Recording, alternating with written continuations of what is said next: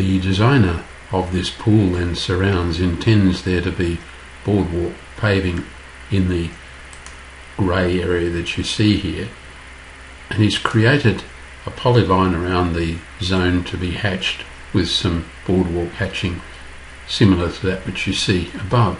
But notice as we select the polyline that correctly does define the area, there are a huge number of control points or vertices, hundreds of them in fact, and that's really slowing this drawing down. If you have a polyline with control points in it, you can move your cursor and let it jump to say 0.434 now, and I can right click and say I'm going to delete the vertex, and it's gone. So you could laboriously work your way along and remove some of the vertices through that area. So it's useful to know that you can remove vertices from a polyline, but in this case, in my view, it's quicker and easier to delete that area. Ooh, there's another one underneath it, so it looks to me as though that's been duplicated.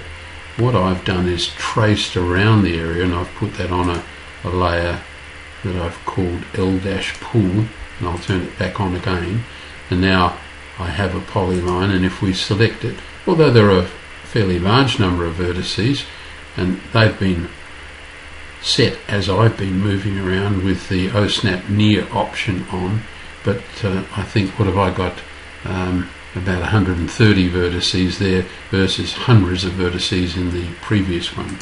So now with my colour set by layer, so let's change the layer setting to decking. We'll make decking layer current.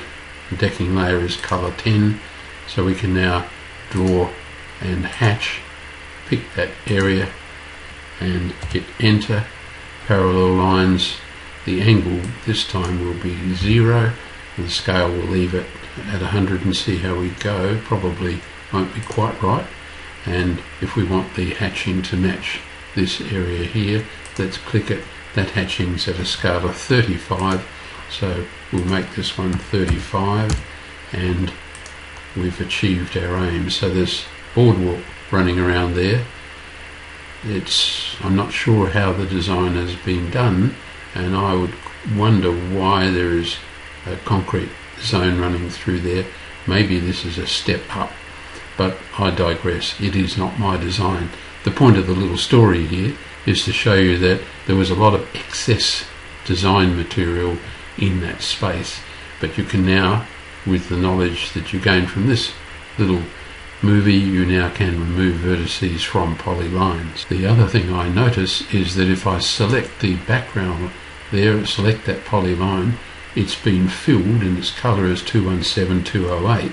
So what I could do in here is pick the polyline again, make its colour 217208, and I should be able to fill it, and now we have the same background as we had before. So polylines are very useful. You can hatch them and fill them.